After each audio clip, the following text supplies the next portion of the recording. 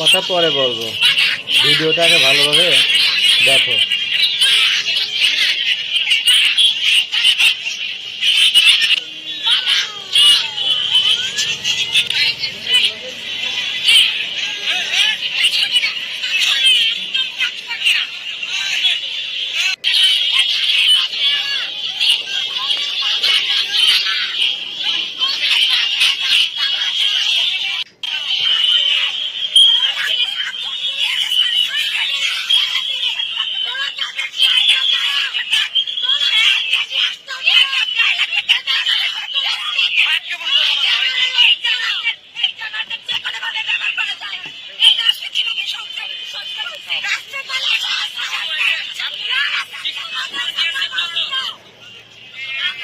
কথা বলার শুরুতেই আমি পুলিশ ভাইদেরকে স্যালুট জানাই।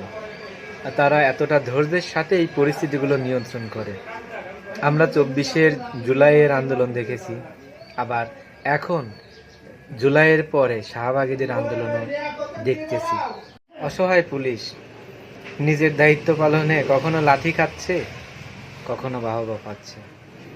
যেই মেয়েদের ইজ্জত সম্মানের নিরাপত্তা দিতে আনন্দ, পরিবার সব কিছু বিসর্জন দিয়ে দিনরাত পরিশ্রম করতে হচ্ছে, আবার সেই সব মেয়েদের কাছ থেকেই এইসব অকথ্য ভাষা শুনতে হচ্ছে।